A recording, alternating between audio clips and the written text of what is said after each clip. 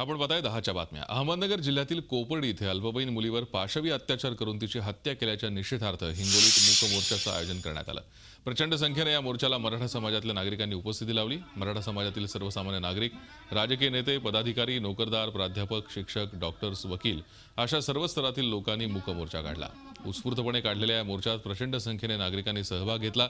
लांबच लांब रस्त्याच्या दुतर्फा गर्दी असूनही रेटारेटी नाही, कोणत्याही प्रकारची घोषणाबाजी नाही, कुणा राजकीय नेत्याच्या भाषणबाजीचं प्रदर्शन न करता हा मोर्चा काढण्यात आला।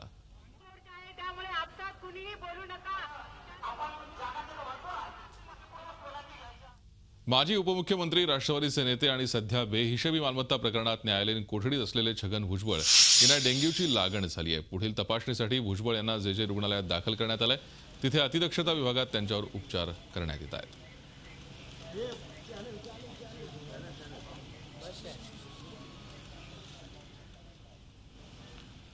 रायगड जिल्ह्यातील कुंडलिका खाडीतील इंडो एनर्जी जेटीचं विस्तारीकरण आणि कोली येथील नवीन प्रस्तावित जेटी संदर्भात पर्यावरण विषयक जनसुनावणी सुडकोली इथे आयोजित करण्यात आली होती। या सुनावणीला परिसरातील 15 गावच्या ग्रामस्थांनी जोरदार विरोध दर्शवला।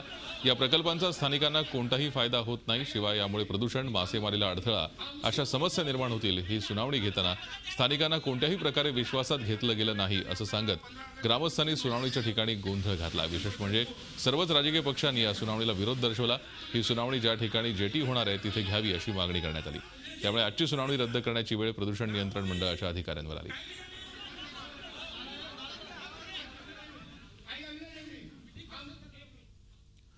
मराठवाडा मुक्तीसंग्राम दिनानिमित्त मुख्यमंत्री देवेंद्र फडणवीस यांच्या हस्ते ध्वजारोहण करण्यात आलं। यावेळी स्मृतिस्तंभाला स्मृतिचक्र अर्पण करून शहीदांना आदरांजली वाहण्यात आली।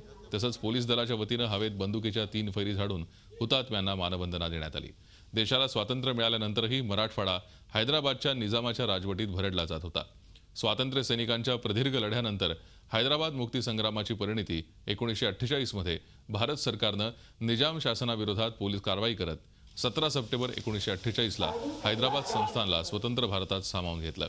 थोर स्वातंत्र्य सेनानी स्वामी रामानंद तीर्थ यांच्या नेतृत्वाखाली अनेक स्वातंत्र्य सेनानींनी केलेल्या कामांमुळे या दिनाला विशेष महत्त्व आहे असं मुख्यमंत्र्यांनी स्पष्ट केलं। तसंच मराठवाड्यात दुष्काळ मुक्तीसाठी सरकारनं अनेक कामं केली आहेत। कायमस्वरूपी दुष्काळ संपवण्याचा सरकारचा संकल्प असून त्यासाठी मंत्रिमंडळाची बैठक घेऊ असं देखील त्यांनी सांगितलं।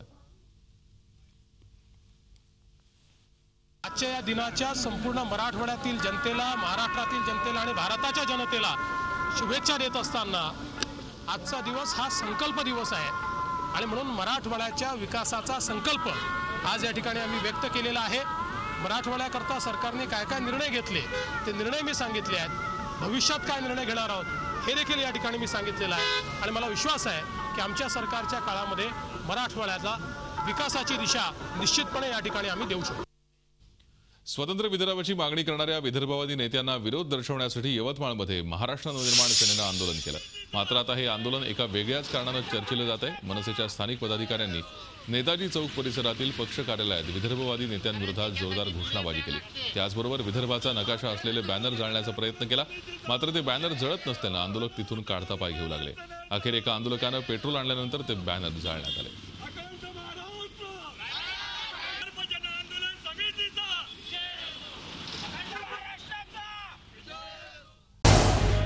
झी 24 तास रहा एक पाऊल पुढे।